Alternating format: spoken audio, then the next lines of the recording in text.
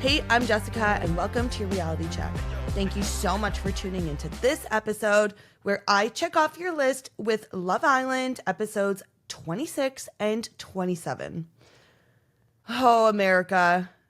America, you have completely disappointed me. I am truly in shock, to be very honest with you. I don't know what I just watched. I can't believe that a genuine couple has gone home. You guys have completely lost the plot on what Love Island is about. And this is honestly making it excruciating to watch, even though there are a few more episodes left. I genuinely just cannot believe that you guys have voted out. I'm sorry, spoiler alert. I'm sure if you haven't watched it, skip through. But if you're listening to this, I'm sure you've watched it. I can't believe that they voted out Clarke and Taylor, or that Clarke and Taylor's going home. It doesn't make sense to me. Over Huda and Chris, over Olandria and Nic, who aren't really even a real couple. I don't understand. And guys, this is not a popularity contest. We are not voting for who we like the best. Like, who are you watching that is a genuine couple that deserves to make it to the end? Clarke and Taylor deserved to make it to the end, regardless of if you love Olandria or not. That ship has sailed. They're not a thing, guys. They're not a thing. They were never a thing. They never had a genuine intention. You can't tell me that you watch all, I don't know how many episodes it was, 20 episodes of Taylor and Olandria, and that was a genuine connection, because everyone online was saying exactly what I was saying, that, oh wow, like they are, they don't kiss, they don't touch. His body language, he doesn't even turn towards her when they're talking, like the signs were all there. So why now are we weaponizing that against this man who has actually found a genuine connection, and now he is going home? And he now is being punished for finding a genuine connection. Like, good for Taylor for sticking to his guns, essentially, because I think he was in a really tough position. He was, pretty much locked in with Olandria. There was a lot of pressure to go back to Olandria once Casa was all over. And, I mean, Olandria was there half of the time during his Casa experience. So he was even exploring Clarke while she was there. I commend him for that, because that's not easy. For him to leave Olandria for a stronger connection, he knew the repercussions. He knew that so many people are going to have opinions. So now the guy is being punished for, following his heart. I know that sounds corny, but it's Love Island. Like, I'm so frustrated. And I said in the last episode, there are so many new viewers that are watching this season that I just genuinely don't think that they understand how this show works. Like, look, Jeremiah's gone. Jeremiah got sent home. And it wasn't America's fault that Jeremiah got sent home, but it was America's fault in the sense because they didn't vote to keep him out of the bottom. And everyone was just so fixated on keeping Huda and voting for Huda, but everyone forgot about Jeremiah. And then now look. I mean, I think Jeremiah's thriving, and I think he's fine out of the villa now, but still, like, oh, guys, what are we doing? This is not what this show should be about. It's such a shame. What could have been such a good season just really turned into such a mess. And yeah, look, it started on the wrong foot. Yuli's got kicked out of the island on the second episode. And yeah, it started on the wrong foot for sure. But they could have came back to redeem themselves. And I just think so many things happened, and they were America's doing. And it just sucks. Not to say that, like, us Canadians voting would fix things. No, but it just sucks that, like, we have to just sit back and watch it all happen. I would love to be able to vote. Like, I want to be able to partake in, the the voting as well.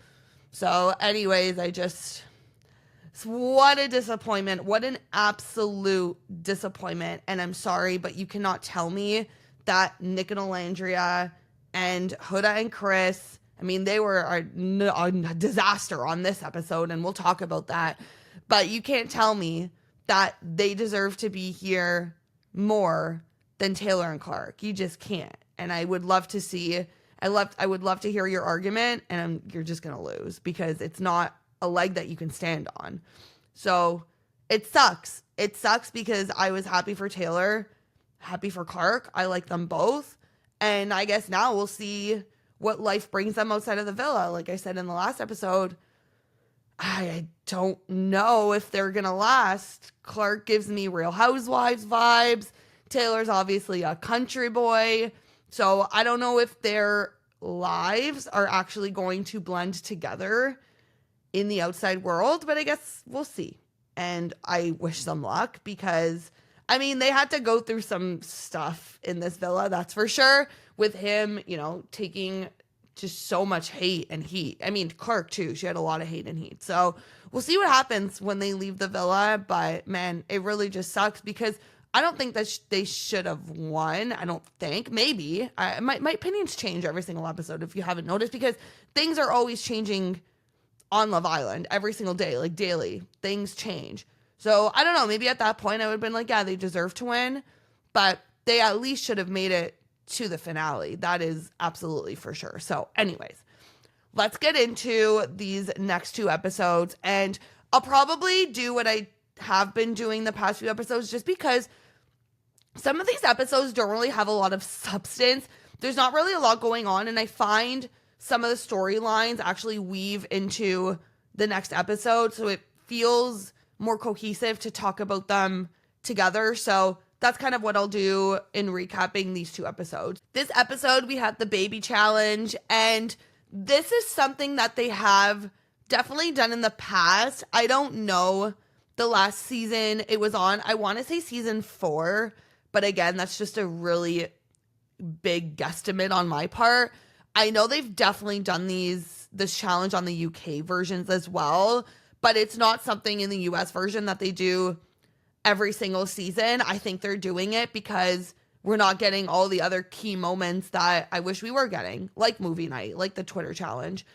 So actually, someone said to me, and I thought this was really actually interesting, is instead of like the Twitter challenge, they should put up TikToks of what people are saying online about these contestants. And again, like, you don't want to obviously put up things that like totally hate on the contestants, like absolutely not. But I think that would just be so interesting if they see kind of like what's happening online. But then I know that the whole reason why they don't have access to anything is because they basically, the producers want them to feel like they're in a bubble on the show. So I get why they probably wouldn't do something like that, but they also do the Twitter challenge, which is essentially what is going on Twitter, like the discourse and the opinions of other people. So I don't know. I think that could be cool because it brings just like the video element, and like just hearing people talk is a lot different than just seeing words on a screen. So anyways, that just, you know, that could be kind of cool for another season. But yeah,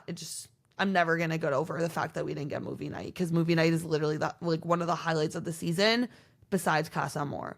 Anyways, the baby challenge, I mean, it really took up 30 minutes of the episode. Like, I guess it was fun. It was lighthearted. We got to see the Islanders in a very different light, right? Like a nurturing way, see how they kind of react in certain situations. When a baby is crying, what are they going to do? Things kind of got heated between Chris and Huda, which, I mean, are we surprised at this point, to be honest? Because so many people online are still, you know, Team Huda, and, you know, I'm just like, I don't see it. I'm sorry. And I'm trying really hard. I've been trying to see your side of things, and I don't see it. I just don't.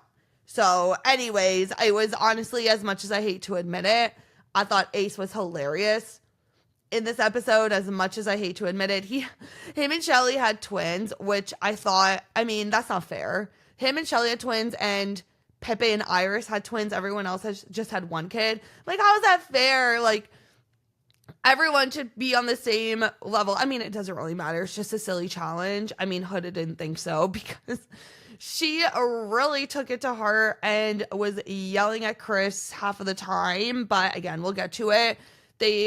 Chris led like a fun parent and taught yoga, or I guess baby infant, whatever you want to call that baby. I thought that was cute. Again, more drama happened with Huda there. So I mean, whatever. It was kind of whatever to me. I didn't really care for the challenge, but I did think that like it just brought like a nice lighthearted segment for the episode, but it took literally the majority of the episode. But again, like, I kind of just showed people having conversations of like, how many kids do you want? Like, kind of just sparking that side of things that they probably haven't had in the past.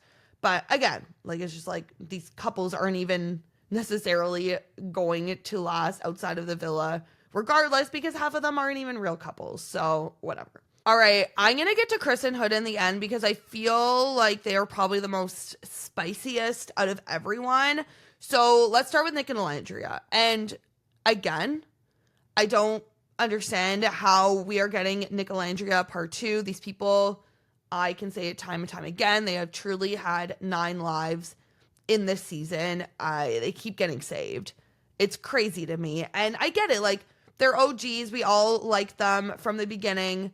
But it's their time to go. Like, we tried to ship them in Casa. You know, everyone was going wild. They kissed. They said it was literally friendship vibes. And now they find themselves together. And now they're trying to spin the storyline of, oh, you know, we keep finding ourselves to each other. And is that a sign? And I'm not buying it. I'm not buying it whatsoever. And how can I buy it when they literally kissed and it was a passionate kiss? Like, Nic was grabbing her ass. Like, they were going at it. It wasn't just like a peck or whatever. And right after that, the next day, they wake up and they both said separately to other people that it was just friendship vibes. And then they come together and they agree it's just friendship vibes. So how are we supposed to believe that they're now a thing? It, to me, is they just are staying with each other so that they stay in the villa. Honestly, you're in Fiji. Why would you want to leave? You're on Love Island. You ride it out as long as possible. That's what they want. That's what they're doing. And can I fault them for wanting to do that? I guess not. But at the same time, it's like, America, how are we voting for Nic and Olandria over Clarke and Taylor? That is where my frustration has been. Like, I just feel like Nic and Olandria are just grasping at straws and like trying to be like, oh, like, we saw Nic pull Ace aside and was like, bro, we mad cuddle last night. She was, you know, she pulled into me and he's like, I felt all tingly and my body, I was feeling things that I haven't felt. And I'm like, I don't buy it, Nic. I don't buy it. Like, I don't know. Maybe Nic does feel that way, but I don't think Olandria sees Nic in that way. Like, if I had to guess, I could say that just looking from it on the outside, that Nic is more into Olandria than Olandria is into Nic. And I think at this point, Olandria is trying to convince herself that she is into Nic so that she maybe can try exploring it again. I don't know. They just, you know, they keep talking about they've done all the groundwork. They have a great bond. Like, they're both super attracted to each other, which I don't disagree with. Like, I'm not saying that Nic and Olandria aren't attracted to each other. They both, didn't they kiss on the first day? Like, obviously they are attracted to each other and they have been saying that throughout this season. I'm not saying that that's not the case. What I am saying is that they've already tried to explore things once. Why are we now 2 weeks later exploring it again? It just doesn't make sense. It feels very disingenuous. It just doesn't feel genuine. And again, like I said, if they are trying to just stay in the villa, to just paint this facade, and it could also be them agreeing, look, America put us together technically for a reason. They want us to see us together. And I mean, Nic said Nic Olandria. So to me, that means that like producers are feeding them something. Because why would Nic be like saying Nic Olandria? Maybe they came up with that on their own, but I highly doubt it. So I just can see and feel that they know that America wanted them together. And maybe now this is kind of just like they have this new opportunity, second opportunity to spark that connection. And like I said, paint this facade that they are a couple so that maybe America buys it and they win. I don't know. But I don't buy it whatsoever. I just think too, no, let's not forget about Cierra. Cierra just left the villa. And right before Cierra left the villa, Nic and Cierra closed off. Let's not forget that. So now all of a sudden, Nic is so quick to jump ship to Olandria. And again, now this brings up so many questions of like, did maybe they tell Nic about why Cierra left the villa? Because again, to me, if they didn't tell Nic why Cierra left the villa, then I don't understand why Nic didn't leave. And if they did tell Nic why Cierra left the villa, then maybe that is why he is exploring things with Olandria, because maybe he was like, oh, obviously this is something I don't want to be associated with. You need to take accountability and, do what you need to do. And we'll talk about it when we leave the villa. So I don't know. And I can't imagine too what Cierra now being out of villa, what she thinks. And I mean, that's kind of crazy because they were literally just closed off. And all of a sudden he's telling Ace that he's getting these tingly sensations when he is cuddling Olandria. So I don't know. I'm sure Cierra, she has other way bigger things to deal with right now, but I still also just can't help but to think, what does she think about this? Because I would feel pretty blindsided if that was the case. If they were already closed off and he is now exploring. And I don't know. Maybe she said to him, like, do what you need to do. Before she left, do what you need to do. If you need to explore things with whoever, I don't know. I can't really see her doing that because she was so into Nic. But I don't know. So anyways, I'm very over the Nic Olandria train. I just am not buying into it. America, please, when you are voting for your favorite islander, your favorite couple, just if Nic Olandria, the ship has sailed. Please do not vote for them. They are not a real couple. They don't deserve to win. Please. Like, you've already disappointed us once. We don't need to be disappointed again. Okay, so Chris and Huda. The drama of these two. And look, are we seeing patterns that we saw with Jeremiah also now happening with Chris? I would think so. I do think so. And I think, the thing that's really frustrating is, again, just all these TikTokers and the younger generation. I'm sorry. Yes, it's you guys that is defending Huda and saying it was Jeremiah and Huda was putting Huda on this pedestal and all this stuff. And now we're seeing the same patterns happen with Chris. And now it's Chris's problem. Chris is the issue. No, I'm sorry. There is a common denominator in both of these relationships, and it is Huda. The girl is just not capable of she is the way that she acts and the way that she treats people, it is actually really uncomfortable to watch. And I find that I don't know if she's capable in having a healthy relationship, because maybe she's just never had a healthy relationship and she doesn't know what that looks like. Like, the way that she talks to Chris, she yells at him. She just says stuff under her breath, which makes Chris feel like crap. And she is just so conniving. And she is just like, I wouldn't want to be with someone like that. How can you, I feel like with Jeremiah, we saw Jeremiah go down like this dark hole. And every single episode, it was getting deeper and deeper and deeper. And he couldn't get out until he finally realized that, and he left on his own accord and chose Iris. Remember that? That was peak Love Island this season. That was honestly probably the peak moment in time of the season, and then it just went downhill from there. But Hood is the common denominator. I'm sorry. And so let's start actually off with what we saw in this episode. So, like I said, Chris ran like a parent and taught yoga class, which I thought was super cute. He said he's a yogi, and it kind of seemed like it because he knew all the poses. He knew how to run a class. So I thought that was really fun. And at the beginning of the class, he kind of just like goes around the class and asks, how are you feeling in this moment? How are you feeling about your baby? Whatever. And I guess because Huda was sitting right beside him, he just genuinely forgot to ask Huda.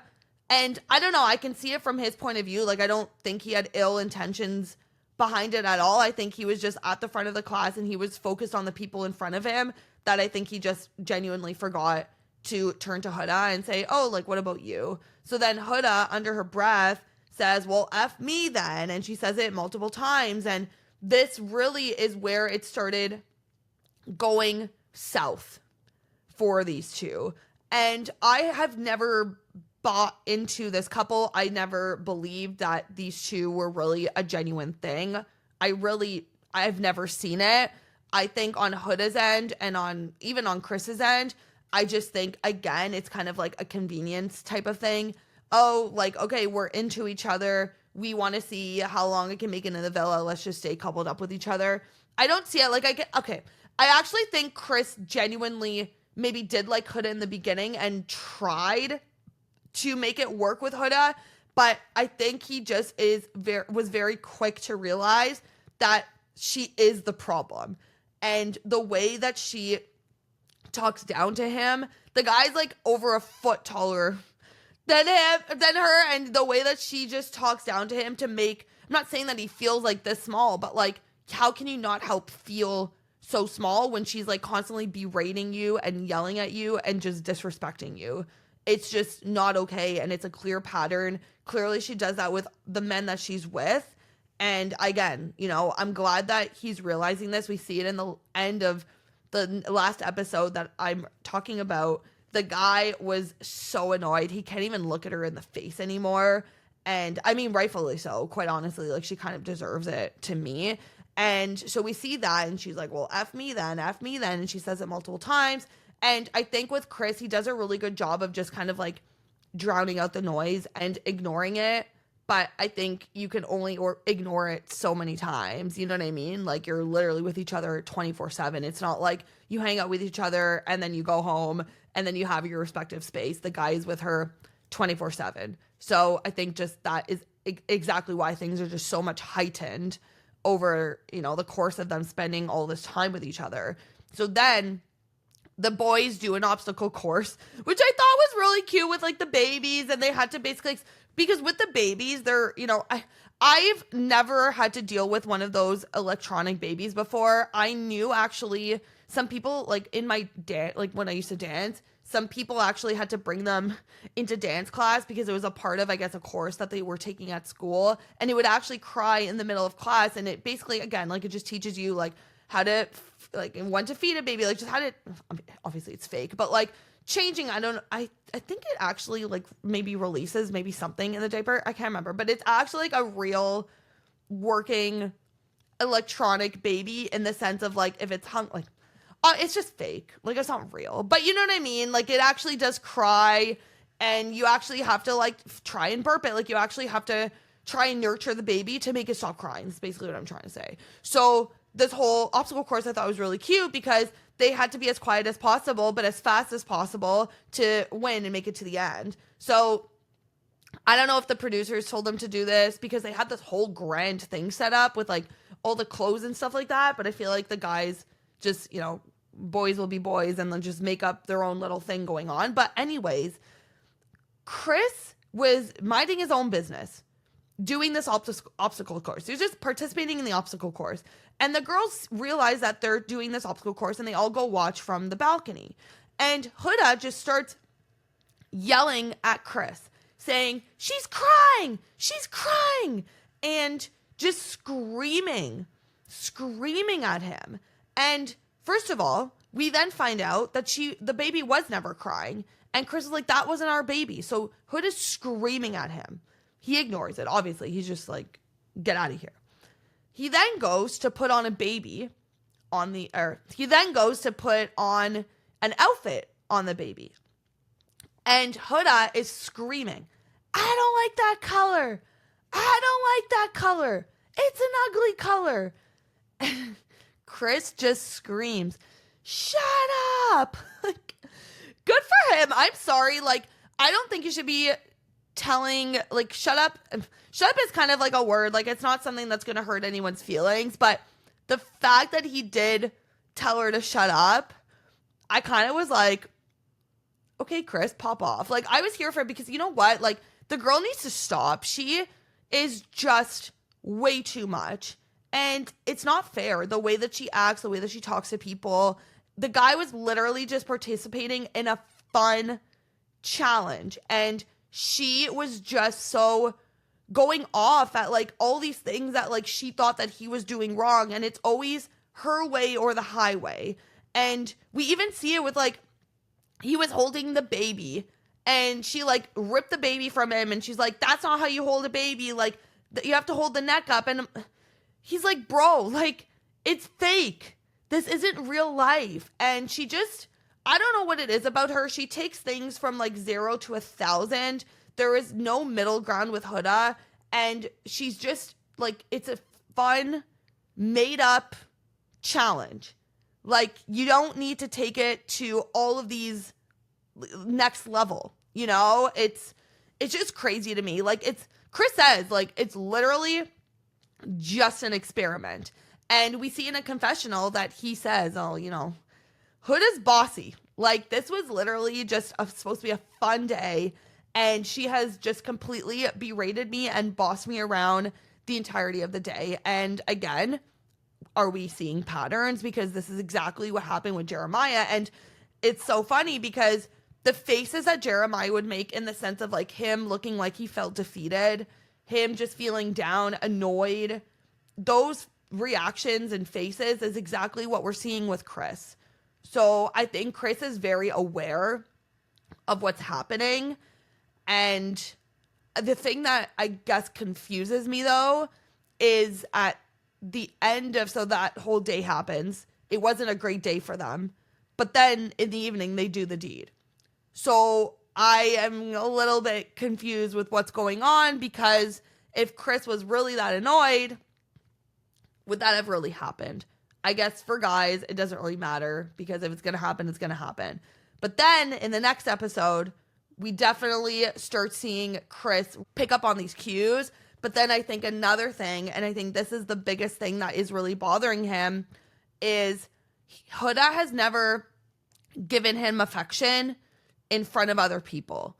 And the only time, and I never realized this to be honest with you, the only time that they kissed outside of a challenge was in the speakeasy. And obviously there was no one else in the speakeasy. But they haven't actually had any sort of like PDA in front of anyone. They haven't been able to, or they haven't kissed in front of anyone. It's not like, you know, he's holding her leg or anything like that. Like she just really doesn't want him to touch her or whatever in front of anyone for whatever given reason. She tells Olandria it's because that's exactly what she did with Jeremiah. And so she wants to take it slow, I guess. Like she just doesn't want to repeat what she did with Jeremiah. But I'm not buying it because the problem is like everything that she's doing, like the way that she's acting and treating Chris is the exact way that she was treating Jeremiah. She's just not being like a helicopter around Chris at this moment because there's no other girl that is there for Chris. But you best believe if there was someone else that was interested in Chris, Hurricane Huda would have came out. So I don't understand. And maybe it's, I don't know. I don't know why she's not giving him affection in front of everyone. He, you know, he says that he likes her a lot. Again, I don't necessarily see it, but he is talking with the guys and just saying that Huda hasn't kissed him outside of a challenge in front of people. and he tried to kiss her after the baby challenge. People were around. It wasn't like it was in front of like a grand audience, but people were around. If they saw it, great. If they didn't, great too. But he tried to kiss her after that baby challenge, and she looked at him and like looked away when he tried to give her a kiss. So he confronts her in the next episode and, basically saying like, if you don't feel comfortable kissing me in front of people, how is that fair, I guess? Then like you're in the bedroom and we're going to town essentially. Like, how does that make sense? And throughout this conversation, she is just constantly interrupting him. I mean, again, are we noticing a pattern? Jeremiah could not get a word in whatsoever in any given conversation that they had. And every single sentence that this man is saying, he is interrupted. And she, again, like, she's like, I don't want to do what I did with Jeremiah, but I don't buy it. So I'm trying to really just understand why she doesn't want to be, it's not being physical in front of people. It's literally like, why don't you want to kiss Chris in front of people or touch Chris? Like, I get it. Like, there are some people that are genuinely, they don't want to be PDA. Like, they don't want to be like that in front of people. But like, Huda was the first to like straddle Jeremiah in front of everyone. So it's not like she doesn't want to do that. The question is why? Like, why don't you want to do it with Chris? And this goes back to my point of, I just don't see them both actually being into each other.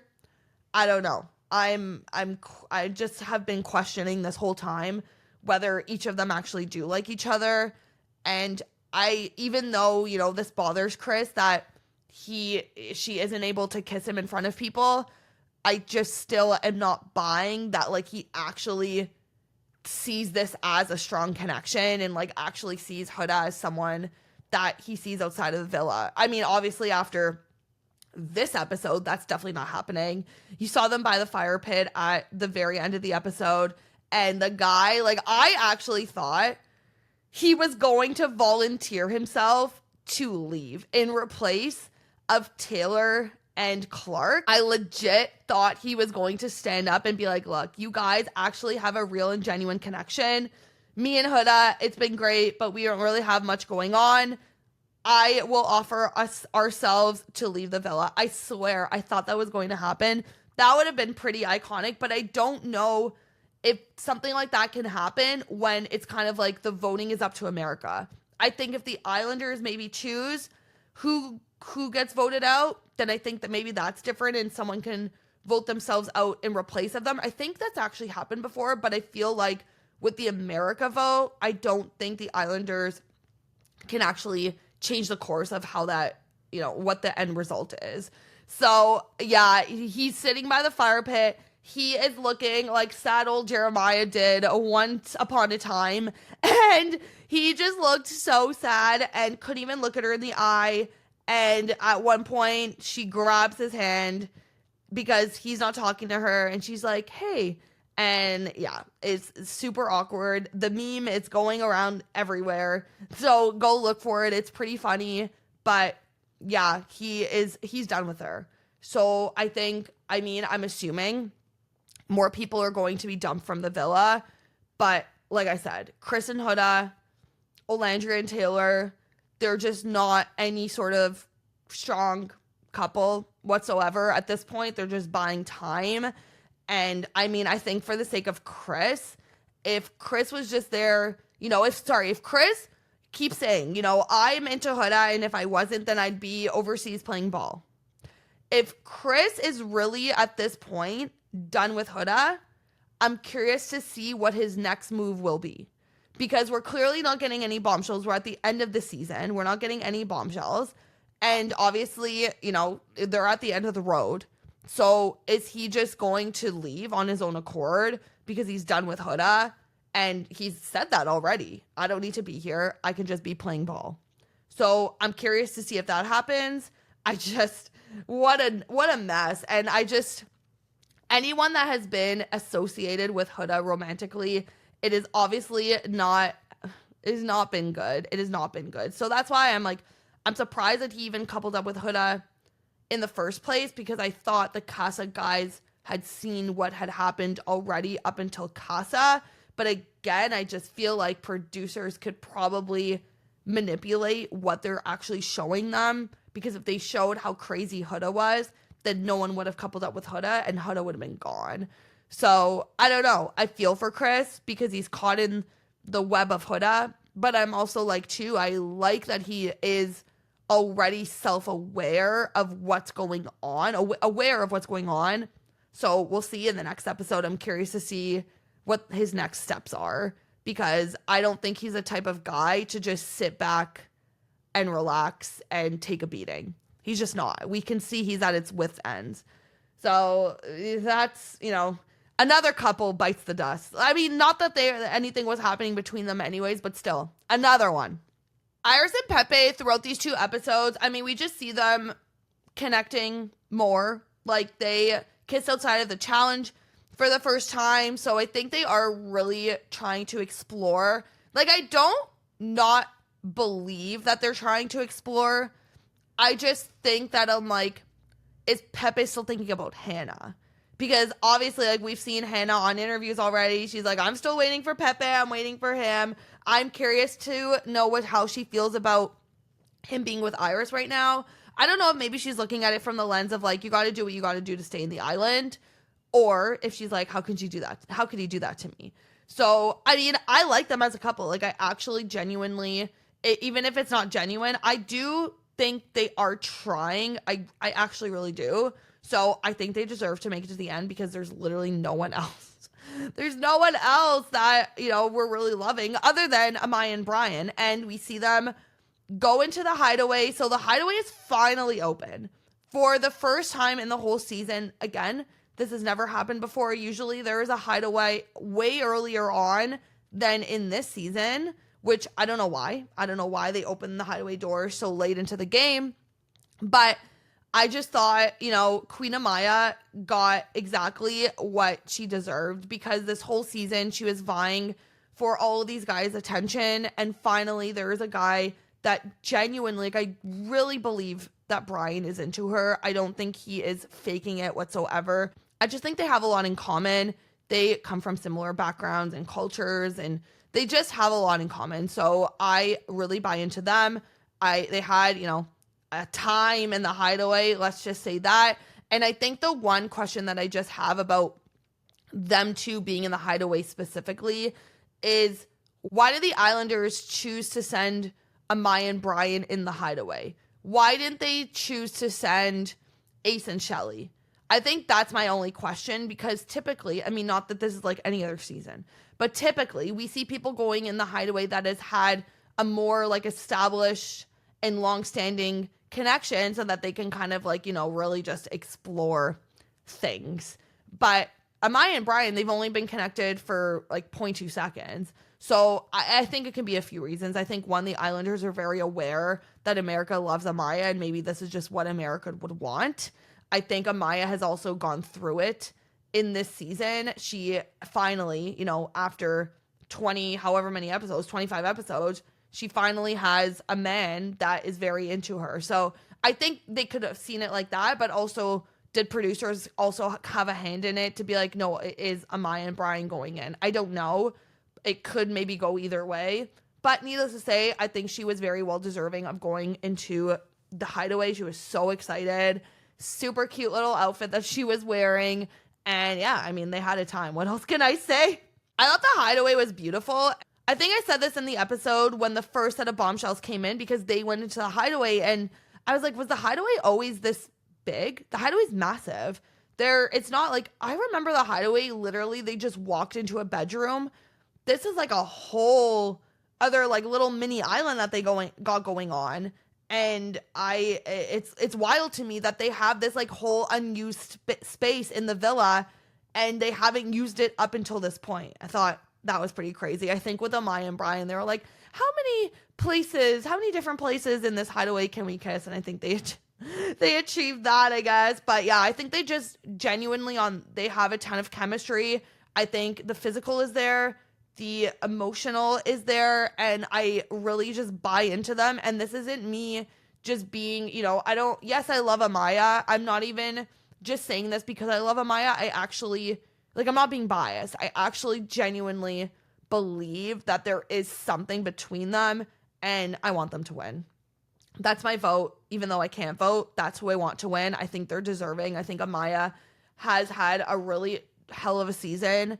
She is, America's sweetheart. She's come out on top, and I think she deserves to win. And I think Brian came to her defense. He's the only guy that stood up for her. I just think it's a really nice story that they started out as friends and then just kind of built this relationship based on friendship. I think that's really nice. So they're my picks to win. It's going to be between them two and Iris and Pepe. There is no way that America is going to choose Ace and Chelley. America better not choose Olandria and Nic. Please. And Huda and Chris are done. So we don't really have much to choose from, but needless to say, I am really happy for Amaya Papaya. All right, so the last couple that I want to talk about is, I've already, said my spiel on them in the beginning of the episode, but poor Clarke and Taylor. And what really disappointed me and what really honestly broke my heart is 10 minutes before we see them leave the show, Taylor does this whole grand gesture to ask Clarke to be exclusive with him, to be closed off with him. And it really broke my heart because I absolutely loved the choreography and the song and dance that these guys did, the exclusive proposal to Clarke, if you will. I honestly just thought it was really nice.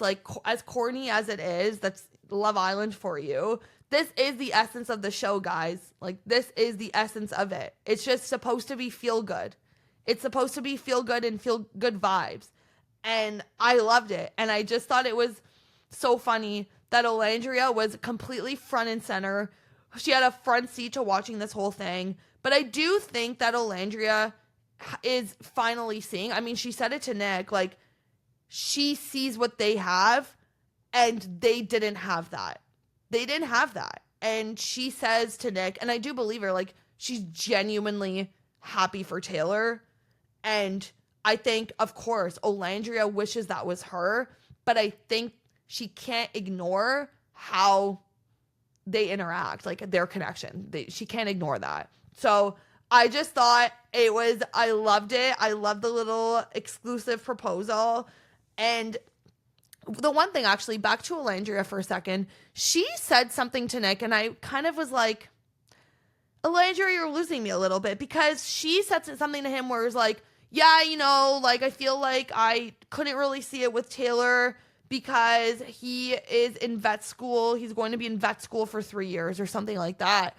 And I'm like, but you literally this whole season have been so obsessed with wanting to make things work out with Taylor. And now here she is on the outside, looking at it on the outside in, being trying to find ways, I guess, reassure herself as to, it's okay because of this. It's okay. It wouldn't have worked anyways because he would have been in vet school for 3 years and I need my man to give me all sorts of attention.